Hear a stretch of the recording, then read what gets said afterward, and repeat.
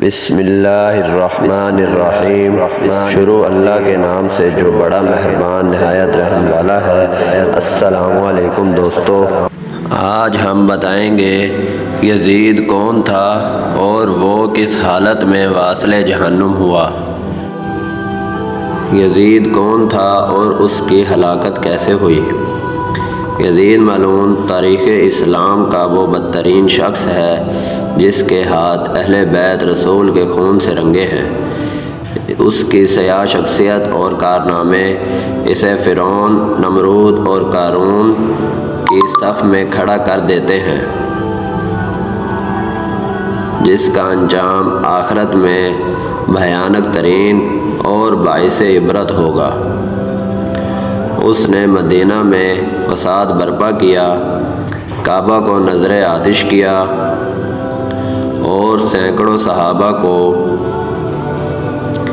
اپنی بیعت توڑنے کی وجہ سے شہید کیا۔ لیکن اس کا سیاہ ترین کارنامہ امام عالی مقام حضرت حسین ابن علی علیہ السلام اور اہل بیت رسول کو شہید کرنا ہے۔ یزید ملعون کا پورا نام یزید بن معاویہ تھا، جس کی ولادت 25 ہجری یعنی سن 645 عیسوی میں حضرت عثمان رضی اللہ تعالی عنہ کے دور خلافت ہوئی۔ جب سن 60 ہجری میں معاویہ ابن ابو سفیان نے امیر المومنین حضرت علی رضی اللہ تعالی عنہ سے بغاوت کر کے شام میں بنو امیہ حکومت کی بنیاد رکھی تو اس وقت یزید نوجوان تھا، لہذا معاویہ یزید ملعون کو اپنے بعد حاکم بنانے کی کوشش میں لگ گیا، اور پھر صلح حسن کے بعد جب پوری حکومت معاویہ ابن ابو سفیان کے ہاتھوں آئی تو اس نے شام، عراق، مصر اور حرم میں اپنی حمایتوں کے ذریعے خطبوں میں یزید کا نام لینے کا حکم دیا۔ نیز تلواروں کے زور اور دیناروں کی تھیلیوں کے ذریعے گورنروں اور سپہ سالاروں کو بھی یزید کا حمایتی بنایا گیا۔ امام حسن علیہ السلام کے ساتھ کی جانے والی شرط کو توڑ دیا۔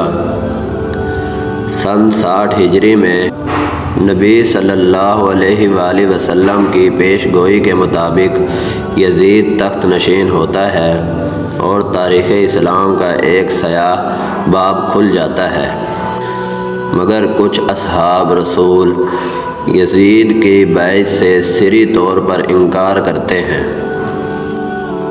جن میں اس وقت کے سب سے افضل شخص اور نواسے رسول حضرت حسین ابن علی بھی شامل تھے۔ اس بات کا بہت زیادہ اندیشہ تھا کہ کہیں اسلامی حکومت کے اندر بغاوت یا پھوٹ نہ پڑ جائے اور لوگ حضرت حسین ابن علی کو اپنا رہنما بنا کر خروج نہ کر دیں۔ اس جرم میں امام حسین اور اہل بیت رسول کو سن 61 ہجری میں میدان کربلا میں یزید کے حکم سے شہید کر دیا جاتا ہے اور ان کے سر کو بطور عبرت شام کے بازاروں میں نیزوں پر بلند کیا جاتا ہے اور لوگوں کو دکھایا جاتا ہے کہ بغاوت کا کیا انجام ہوتا ہے۔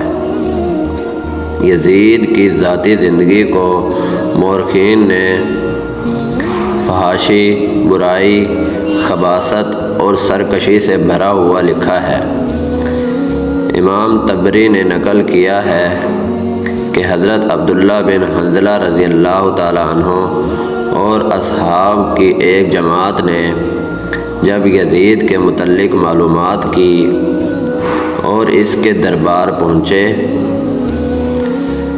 تو اسے ایک سرکش حاکم پایا، لہذا حضرت عبداللہ بن حنظلہ کہتے ہیں کہ خدا کی قسم ہم یزید کے دربار سے اس حال میں باہر نکلے کہ ہمیں آسمان سے پتھر برسنے کا خوف تھا وہ ایک بے دین شراب خور، موسیقار کا چاہنے والا، کتوں بندروں سے کھیلنے والا اور زنا کرنے والا شخص تھا۔ علامہ مسعودی لکھتے ہیں کہ یزید کی زندگی فرعون کی مثل تھی۔ شہادت حسین کے بعد بھی یزید ملعون نے لوگوں پر بے دریغ ظلم کیے۔ جب مدینہ والوں نے اس کی بیعت توڑی تو اس نے شامی لشکر کو مدینہ بھیجا۔ 3 دنوں میں سپاہیوں نے مدینے والوں پر مسلسل ظلم کیے۔ صحابہ کرام کو قتل کیا گیا، لوگوں کے مال لوٹے، عورتوں کے ساتھ زنا کیا اور مسجد نبوی میں اپنے گھوڑے باندھے۔ پھر 63 ہجری کے آخر میں جب حضرت عبداللہ ابن زبیر رضی اللہ تعالی عنہ نے مکہ میں اپنی امارت قائم کر لی تو یزید کے حکم سے شامی فوج نے مکہ پر چڑھائی کر دی اور حرم میں منجنیق پھینکے، جس سے کعبہ میں آگ لگ گئی۔ بیت اللہ کی ایک دیوار بھی شہید ہو گئی، نعوذ باللہ۔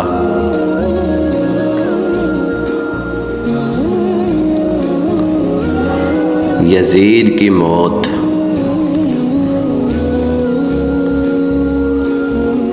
یزید کی موت کے متعلق مورخین کے الگ الگ اقوال اور روایات ملتی ہیں، جن میں سب سے زیادہ باسند اور صحیح قول یہ ہے کہ شہادت حسین کے واقعے کے بعد جب یزید اپنے جشن اور تکبر میں مست تھا، اس وقت اس نے مکہ پر حملہ کرنے کا حکم جاری کیا۔ یہ سن 64 ہجری ربیع الاول کا مہینہ تھا۔ چند ہی دنوں میں وہ ایک موذی بیماری میں مبتلا ہو گیا۔ اس کے پیٹ میں خطرناک درد اٹھا، جس سے اس کی آنتیں سڑنے لگی اور ان میں کیڑے پیدا ہونے لگے۔ دمشق کے بڑے بڑے طبیب کو بلائے گئے،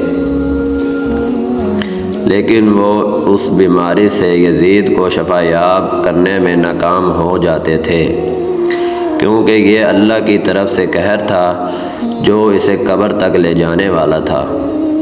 آنتوں کے سڑنے کے بعد وہ بستر پر مچھلی کی طرح تڑپنے لگا اور اپنے بستر پر پاؤں مارتا تھا۔ وہ رات رات بھر درد کے مارے چیختا اور اپنی تکلیف کی شدت سے جب چیخیں مارتا تو خنزیر کی طرح آواز نکلتی۔ اگر پانی پیتا تو حلق میں جا کر چھری چلنے جیسی تکلیف محسوس کرتا اور نہ پیتا تو سینے میں آگ لگ جانے والی جلن محسوس کرتا۔ تاریخ کی کتابوں کے مطابق 15 ربیع الاول کے دن اسی حالت میں تڑپتے ہوئے وہ واصل جہنم ہوا۔ جب اس کے درباری اس کے قریب گئے تو یزید کی لاش سے بھیانک بدبو آنے لگی، جس سے لوگ دور بھاگنے لگے۔ ایک روایت کے مطابق اسے مقام حرین میں دفن کیا گیا۔ تو میرے دوستو، یہ تھا یزید ملعون کی موت کا واقعہ، جو تا قیامت تک پوری دنیا کے لیے باعث عبرت بن گیا۔